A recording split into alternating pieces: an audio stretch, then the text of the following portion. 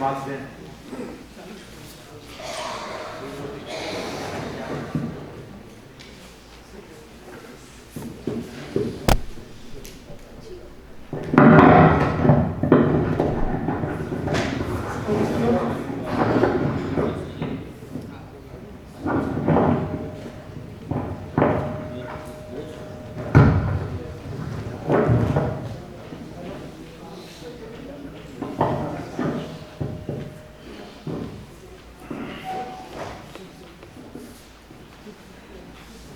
आदरणीय राय साहब,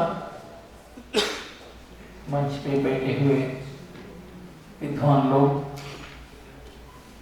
जो असेंबल हुए हैं देश के कोने कोने पर ये सब्जेक्ट को लेके इसको कैसा आगे बढ़ाना है इसके बारे में सोचने के लिए बहुत सारे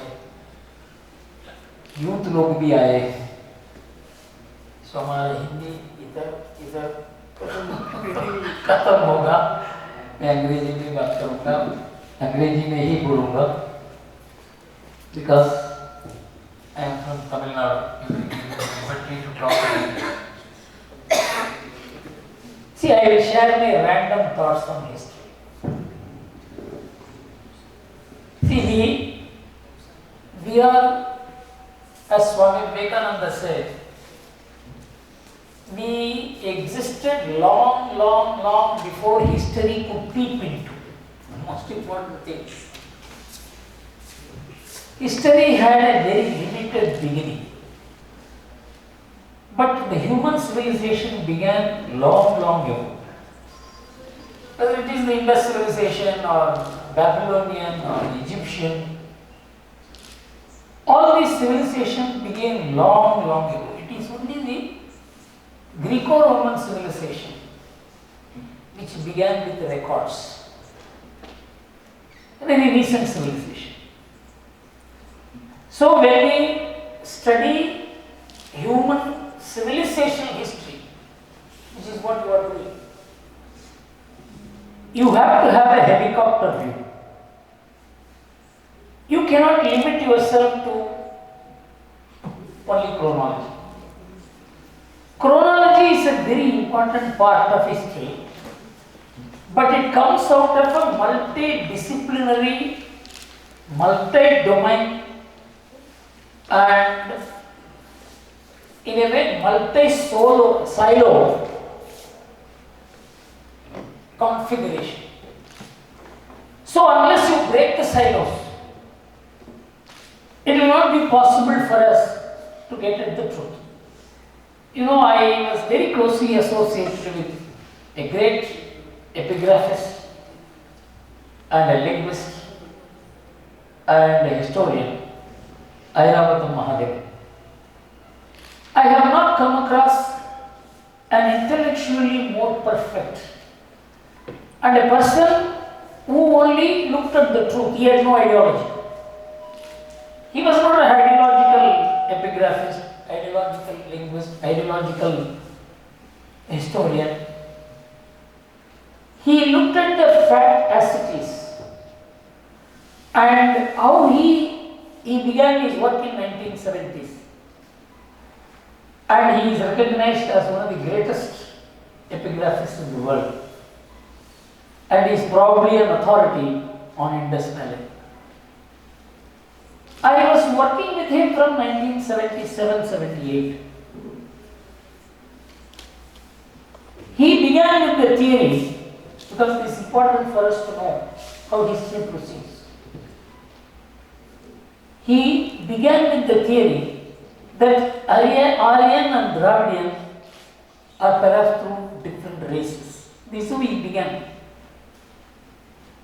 I used to argue with him. You are not right. He said you are emotional. You want an integrated India. And because of that you want to say India was always integrated. I agree India is integrated. But is it a fact that India was always integrated? This is a question which he put for himself. So we used to argue. In 1978, he called me one day.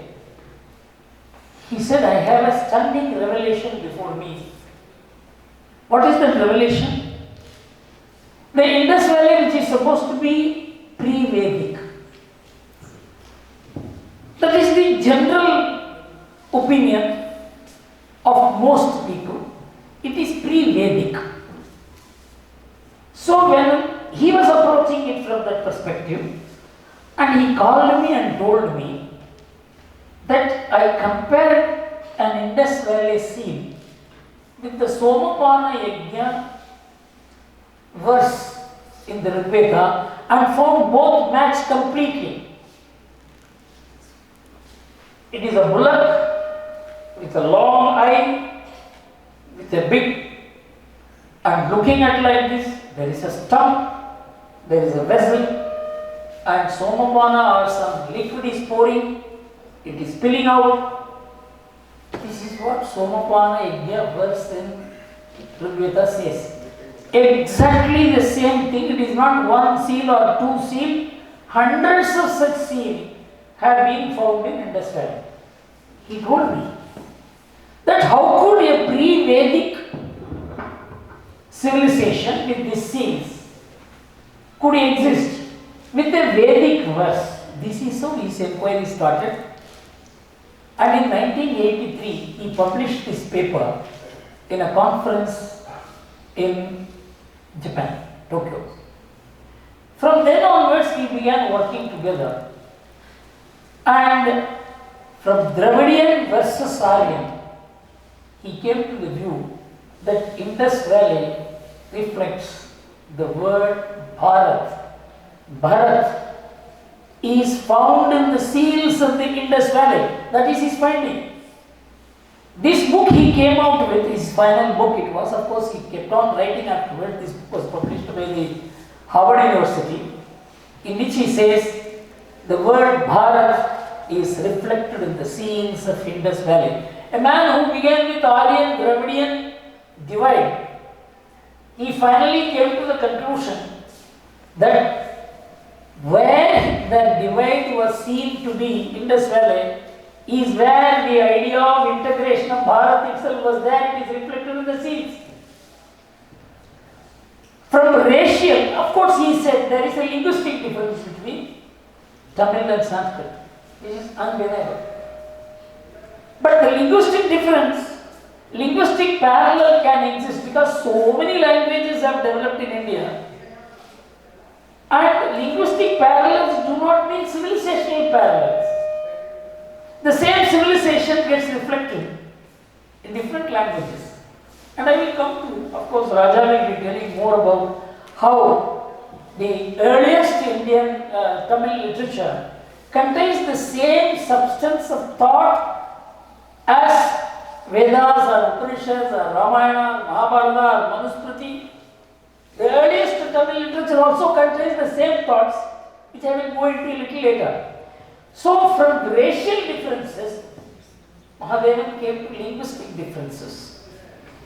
Then, from Aryan migration theory, he came to an integration theory that the word Aryan itself is not correct because it is only Gaudadesha and Dravidadesha. People lived in Dravidadesha were called Dravidians.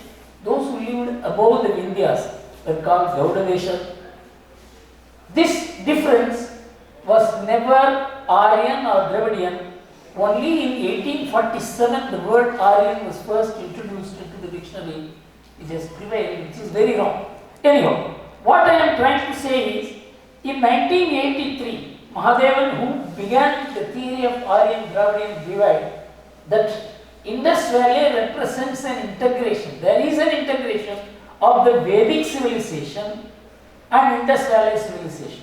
Why Vedic civilization was supposed to be something which was imaginary? The only reason was that the Vedas spoke of a river which did not exist, which is Saraswati. If Vedas centered around Saraswati and Saraswati did not exist, Saraswati is imaginary and so the Vedas are imaginary. This was the conclusion of the story. Linguists, civilizational study masters, They came to this conclusion only on the basis because Saraswati was non-existent, the Vedas were imaginary. But now there is a huge shift in the thinking that Saraswati after all existed. And due to the tectonic shifts, the Saraswati waters have been shifted into the Indus and the Yamuna and Ganges, and that is why Saraswati dried up. So Saraswati is not imaginary, which means Vedas are not imaginary. This much is now accepted, but have we gone into the essence of what is the origin of the Indian civilization? For which I would suggest, because Raja is here, he can contribute a lot. Without studying the Tamil history and the Tamil language, Tamil literature, Tamil texts, you cannot arrive at an integrated picture of the entire Indian civilization. For example, the earliest Tamil literature is Tolkappiyam. That is supposed to be between 300 BC and BCE and 100 C, if I remember right. And in that, the society is organized on the basis of Varna is stated. The earliest Tamil literature says the society was divided into 4 Varnas. And it describes what the rights and responsibilities of each Varna, what dress they can wear, what they should do and should not do. Not only that, Tolkappiyar, who was the author of Tolkappiyam, in the preface it is said that he submitted his thesis of Tolkappiyam, which is the very foundation of Tamil grammar and Tamil history, Tamil sociology, the structure of the Tamil society are all explained in Tolkappiyam. He prepared the Tolkappiyam and went to a Brahmin who knew the 4 Vedas and submitted it to him. And he said, okay, this is okay. And he found that the entire Tamil grammar is founded on the Sanskrit grammar. It is stated in Tolkappiyam. So there is an alignment between the entire Indian, what we see as linguistic divide is not a cultural divide. In fact, the 8 marriage systems are mentioned there. Which means there is no cultural or civilizational difference. There was of course linguistic difference. And linguistic difference you can see all over India. Whether you belong to this clan of languages or that clan of languages can be a matter of discussion and dispute.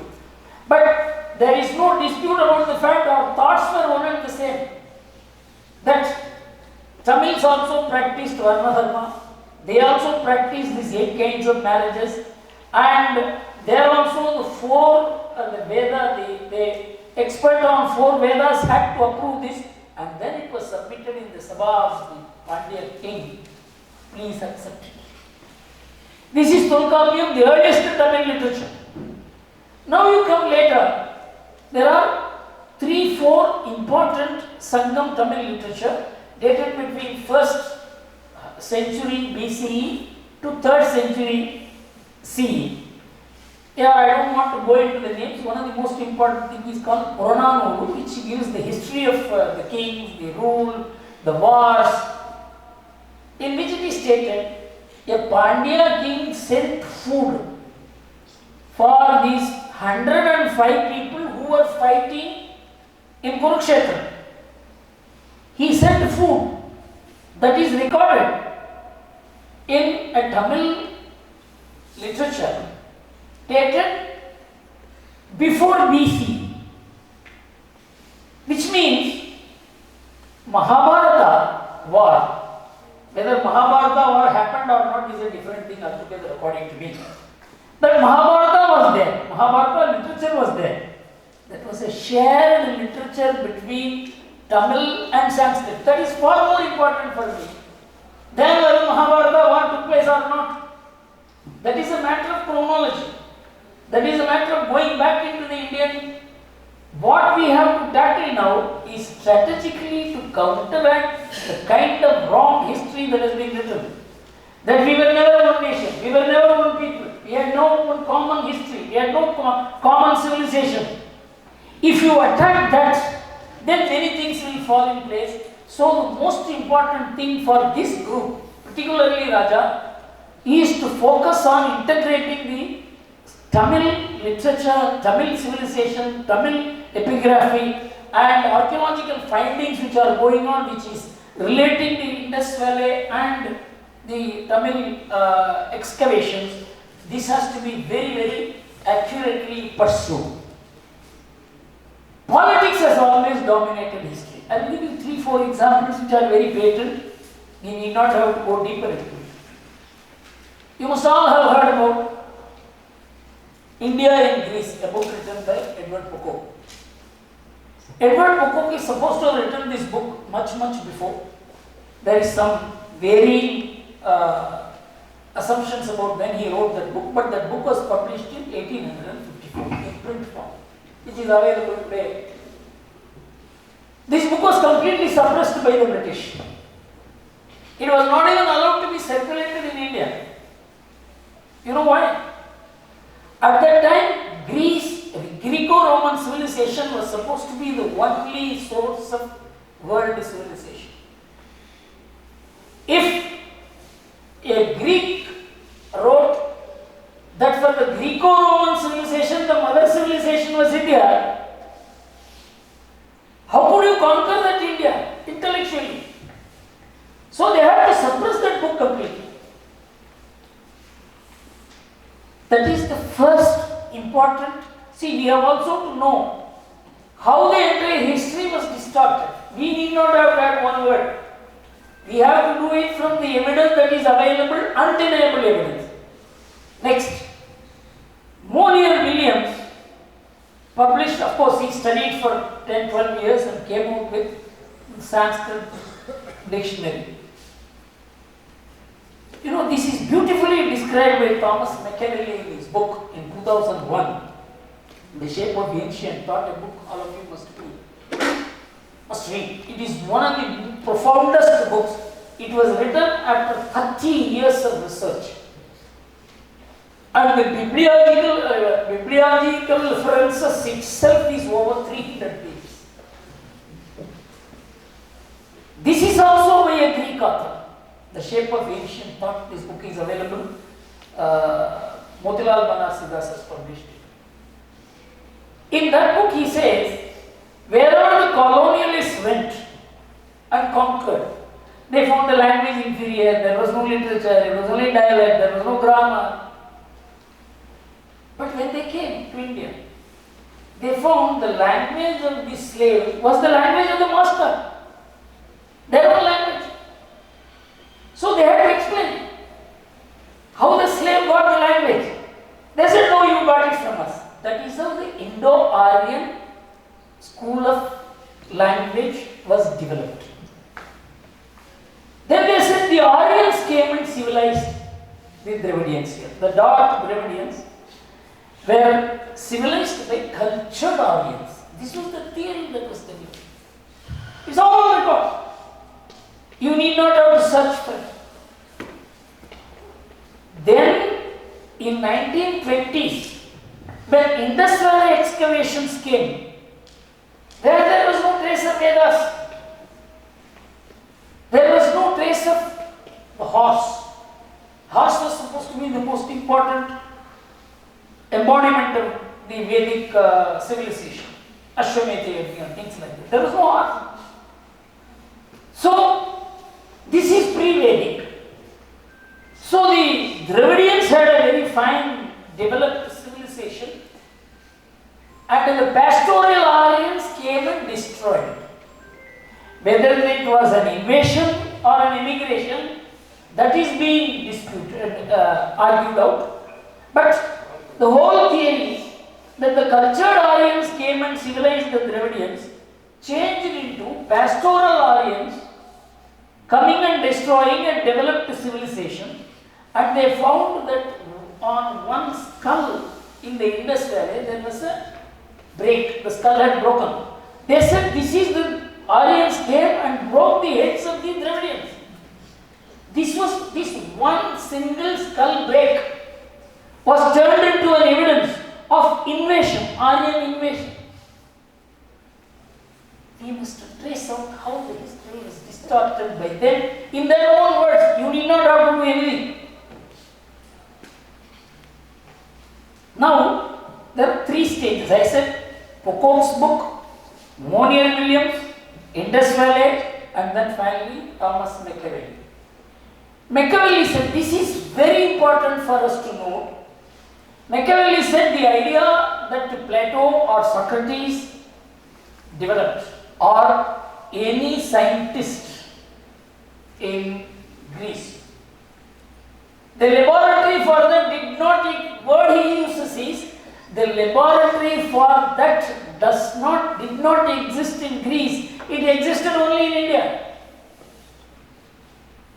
Because you cannot talk of Brahman without Vedas. You cannot talk of Brahmans without Upanishads. He said they only spoke about Brahman. They didn't speak about where they got the idea of Brahman from. It came only from Indian sources, from Bharat. And so he developed the theory. The pre-Hellenistic Greece imported from India and the post-Hellenistic Greece, Hellenic you can say Alexander. The post-Hellenistic Greece exported to India. Very important historical finding. We have to integrate this in our study. I am not going into your chronology. I am going into how the history got shaped. And we should not be ideological historians. I don't want any ideology in history. History is a pursuit of truth. In fact, when IHARA Mahadevan wrote his final book, it was the Harvard University published it. It was a 2-3 decade fight with him. And so, in that book he mentioned, there is no pre-Sanskrit Tamil script. And in script for Devanagari and Tamil were one and the same. That is Brahmi. From Brahmi these two scripts developed. So script development was much later to the development of language. The language was far developed before the script developed. So why script developed later than language? What was the need for a script? Whether the script existed first or symbols existed first, language to symbols to script appears to be the order in which the civilizations have developed. And I am going to tell you what is my thesis on which all of us will have to work. In that book, Airavata Mahadevan wrote, because we have been working together fighting, he said, Gurumurthy, dear friend and fellow seeker of truth, this is very important. I was fighting with him, but we were going only by truthful findings.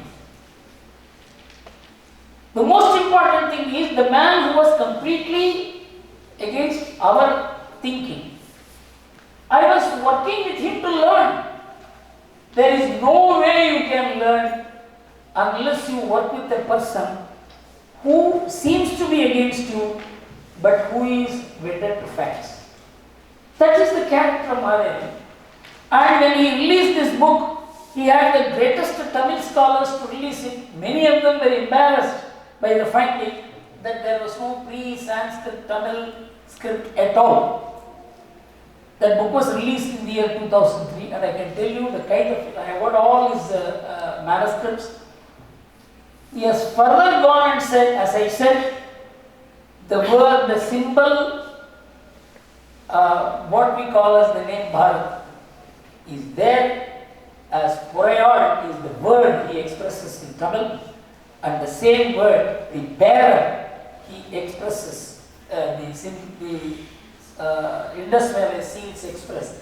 He says these two constitute the origin of the Indian civilization. Why it is important is that Mahadevan's findings are unchallengeable in the world.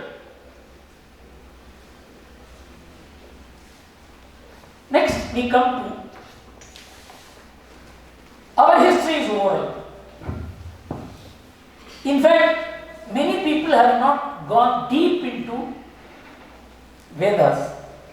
Vedas is a structured oral recitation. You learn and then recite it in A manner, and then recite it in B manner, and then recite it in C manner. The same thing is recited in different sounds. Everybody thought it was a meaningless thing. And it was not in writing. In fact, how many people are familiar with the learning of Vedas here? Even today, Niyama Adhyayana is supposed to be what the parent, what the father teaches the son. That is the only system of learning Vedas recognized even today. That is the most perfect, most disciplined, most acceptable, most sacred way of learning Vedas is from the father to the son. It is called Niyama Adhyayana. This Niyama Adhyayana collapsed. So they had to bring in Veda Padashalas, which are considered to be inferior even today in Tamil Nadu. To learn in Veda Padashala is an inferior way of learning Vedas. You must learn it only from your father. But it got disturbed because of invasions. The social life got disturbed. There was no harmony in the society. This must have occurred sometime in the 9th, 10th, 11th centuries. I will give you parallel. Because that is why I think we have to have a multidisciplinary approach, silo-free approach. You must look at Angus Madison's research on the Indian economy. He published a textbook of world economic history. You know how this history book came to be written? Because everybody thought only West was a great civilization. It was the success in economics, trade, commerce, military, and others were just inferior. Accidentally what happened, when Paul Bairoch was asked to study the economic history of the world from 1750 to 1900 for 150 years, he came out with an astounding finding that in 1750, China was the leading economic power of the world with 34% of world GDP. And India with 24.5% of the world GDP in 1750 was number 2. And America and England put together just 2%. This whole thing changed in 150 years. China and India put together came down to 8% from almost 60%. And England and America from 2% they went to 42%. This shook the West.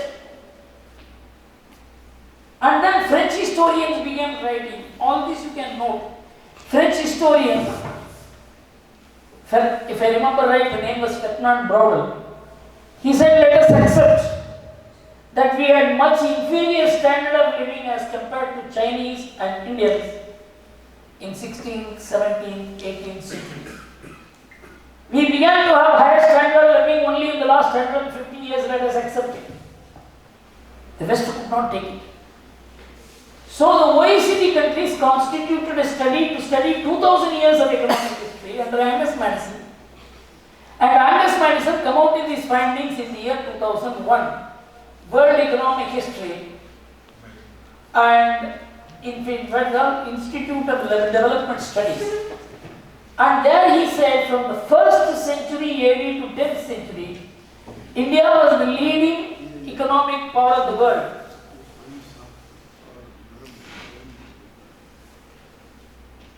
From the first day of the Common Era to 20th century, the Indian economy was the leading economic power of the world, 34% of world GDP. But from the 11th century, it comes down to 28%. In 1600, 1700, it comes to 24, 25%. What is the reason for this fall? except invasion, disturbance. So there is a parallel. If Niyama Adhyayana collapsed, there is a collapse of the economy. Not only that, I want you to study a very important source called Power Kills. The word is Power Kills. That was a website built by one Professor R.J. Raman, a Hawaii University professor, doing research for 30 years about how mass killings took place all over the world. And he found between 5th century BCE till the 20th century, 2500 years, some 1.2 billion people have been killed all over the world by human action against humans. And he gives huge particular evidence. Here it happened, here it happened, here it happened. This is still the 13th century. There was no mass killing in India. See the kind of peace you must have had.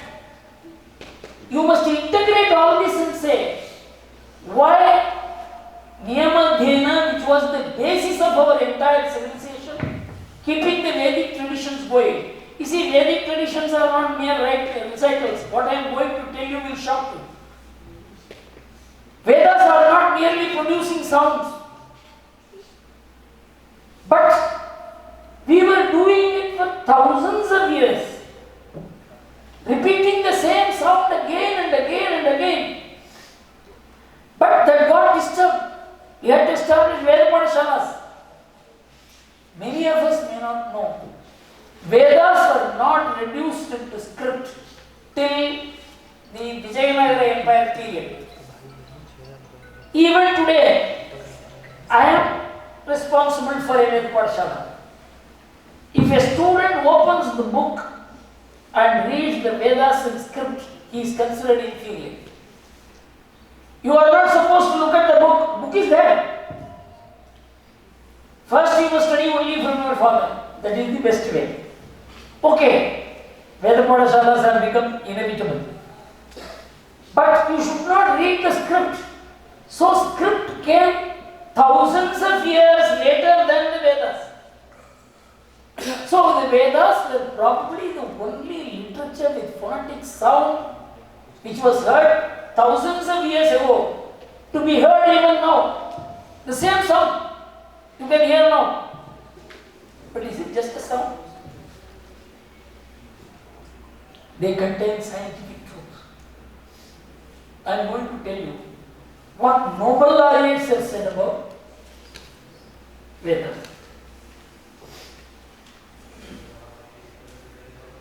After conversations about Indian philosophy, some ideas of the quantum physics that seemed so crazy suddenly made much more sense.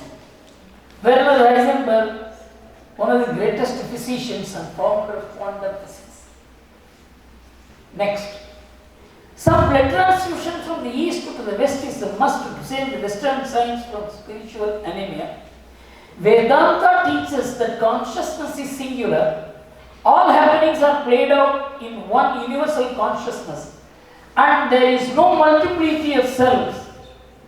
Erwin Schrödinger, a Nobel laureate. In the world, there is no kind of framework within which we can find consciousness in plural. This is simply something which we construct because of the temporal plurality of individuals, but it is a false construction. The only solution to this conflict, so far as any is available, is to us, is all lies in the ancient wisdom of Upanishads. From their sound. But have we integrated into our study of history? That Vedas are not pure sounds, not imagination. That they contain scientific truth, not we say it. The Nobel laureates who say this. I mean, I can say go on, but few I will tell you because this is something which is new to historians. I have found not many historians are even aware of it. I go into the Upanishads to ask questions.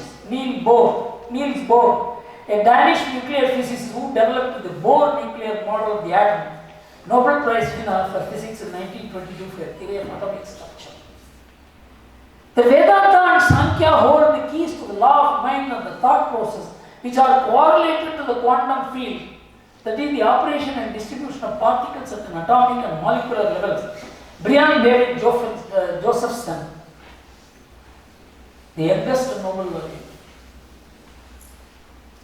Once we prove that Vedas contain scientific facts, Vedic rishis are not poets.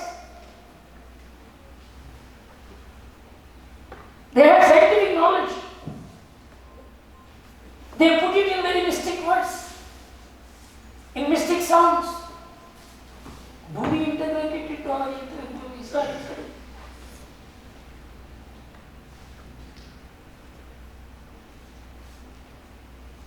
Modern physics is an exemplification and refinement of Hindu system. Robert Oppenheimer, who first made the atomic blast. Brahman is scientific consciousness. David Bohm. The vast knowledge today cannot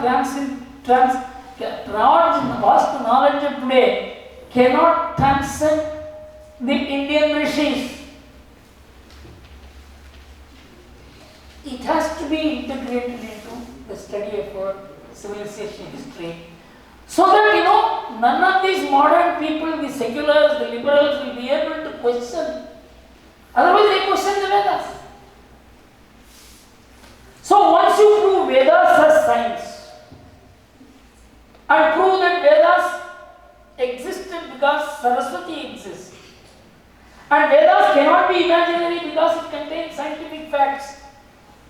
The way the world civilization, the people look at the study of civilizations and history will look at you very differently.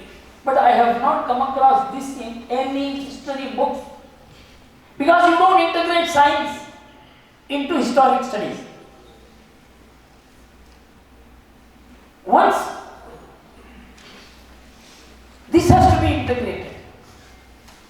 Another important fact which I have been studying in the context of the forest and hills dwelling people who are considered to be backward, savages, brutal people. This is the Western approach. Forest means backward. People living in forest are savages. This is the basis on which the entire anthropological studies developed, and we are also looking at our forest people like that. But Vedas originated in forest. Aranyaka, which is supposed to be Vedanta, the Upanishads, they are called books of forest. They originated in forest. In fact, forest is a place for contemplation. If you want higher virtues, you go to forest. If you want to keep away from all this kit in life, you want to seek peace. If you want to think for higher values, you go to forest. That is why even the Vanaprastha concept came. In fact, Bharat, after whom our country is named, is the Puranas say he handed over the kingdom to Bharat. His father went to Vanaprastha. So, forest is a place of knowledge. It's not a place of backwardness. But what has happened is, we have now drawn the Western parallel, considered forest as backward, people living in forest as backward, and we are civilized. Very important that we base our entire historic studies based on the scientific approval that Vedas contain scientific truth. And Vedas emanated from forest. When Kali Yuga was going to come, our rishis assembled in forest, Naimisharanya. How to handle this? A very difficult period is coming.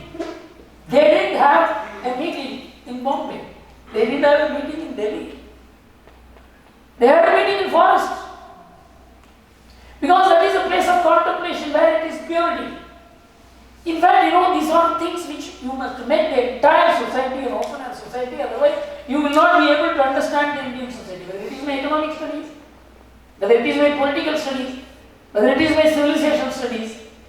I have learned everything from the society. I am giving you one more example.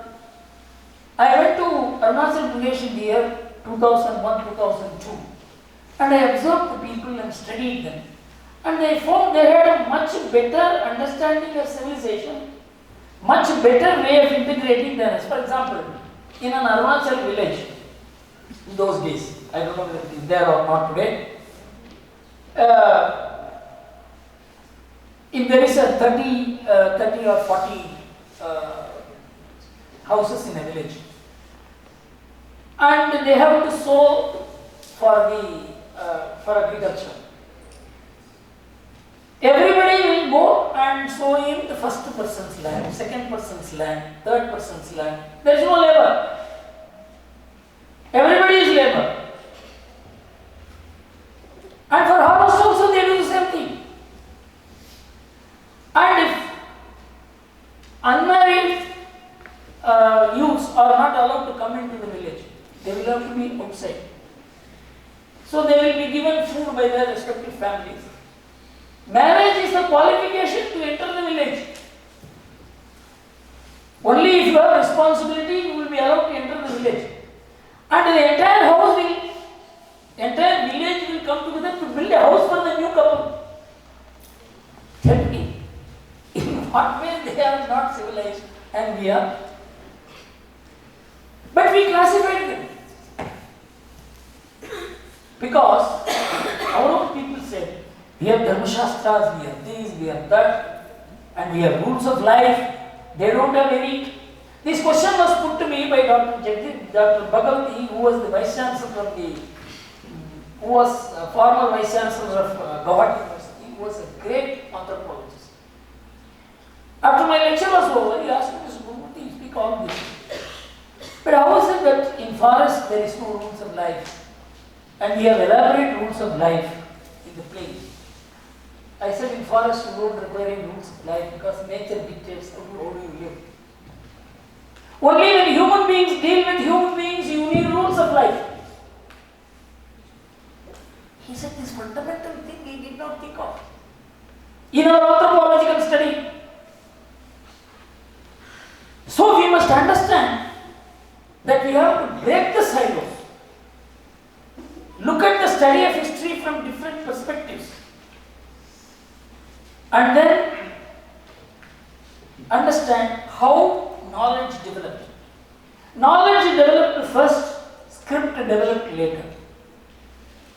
In the West, knowledge and script go together. For us, no. The entire scientific knowledge stored in the Vedas had nothing to do with the script. Script came much later.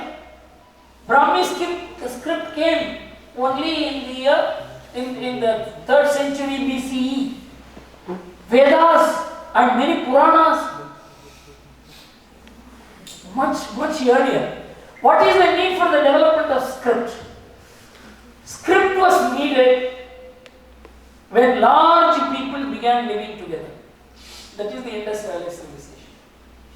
Industrialized civilization was perhaps the first civilization in which a large number of people began living together in one particular place, and we found the rules to live together, and which means you need addresses, you need street numbers, you need identities.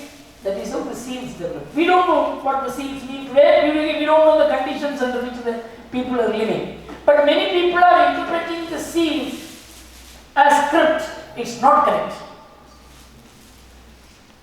Script came much later. And we are now trying to judge the Vedas through the script which developed later. So my view is we must study at what stage society develops script. IHARA Mahadevan used to say, if somebody traveled from Central Asia down to Indonesia in the 1st, 2nd, 3rd century BCE to BC, he may find the same traffic symbolism. because the only script that was available at that time was Brahmi. Only one script, but languages existed earlier. So the development of script became necessary when people began to trade, to assemble, to deal with each other. This was a much later development. Even the Kharosthi development is because people began to trade. So the necessity for script came because of social developments, and that should not be confused with the origin of civilizations.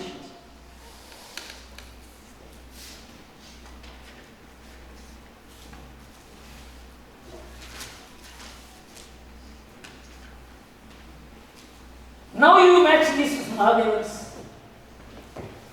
Why Vedas which were not written had to be found in the seals of Indus Valley? Because Vedas were oral, and to depict that people needed some symbolism. That is how the Indus Valley seals depicted the Somapana Yajna. So this matches with our thesis that Vedas existed earlier, and they existed till Vijayanagara Empire in oral form. There was no script. Even today, Vedas learned through script is considered inferior, even today. So it is the most respected oral tradition. And now, Ayavada Mahadevan's finding that Vedas existed and that is aligned to Indus Valley seal is a very important finding which has not come into the main text of India. I will now complete with 3 propositions. We have 2 sources of our civilization. One is the Vedas, which originated in the forest, and the other is the Indus Valley civilization, which is now proved. Even the great encyclopedia Britannica has accepted that Indus Valley civilization is an autonomous growth of India which had nothing to do with Babylonian or Egyptian civilization. It's a declaration. And they say from Indus Valley civilization till today there is a continuity in India. This is a beautiful article which has been published in the Encyclopedia Britannica, which you must access, for source now. That is, this is the plains people. In Vedas there are 2 angas. One is the Aranyakas and the other is the Brahmanas. Brahmanas constitute the ritual part of Veda, which were practiced in the plains. The Aranyakas was the source. So practice of rituals is needed for continuity. There is a debate between Ramakrishna Paramahamsa and Keshav Chandra Sen of Brahma Samaj. Keshav Chandra Sen asks, you are God yourself. Sri Ramakrishna, you are Brahman. Why are you doing puja? Why are you doing these rituals? I can't understand. So Ramakrishna gave a 2-line answer. You say that Brahmajnana is the kernel. Why am I still holding the chaff called the rituals? That's the question. He said yes. You can't plant the rice. The rice will not grow. You have to plant the seed which needs this chaff. If you want to pass on the Vedic knowledge or any knowledge, you require the package of rituals. This is the answer he gave.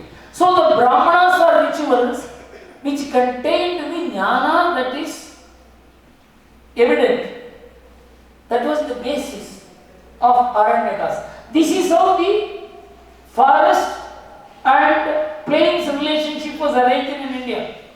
And that you see in the Indus Valley, where the Vedic rituals were seen in the seals.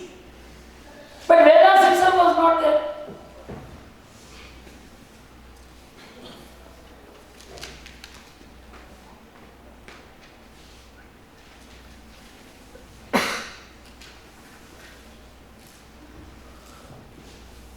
One more thing which is important, we must associate some Vedic scholars because I have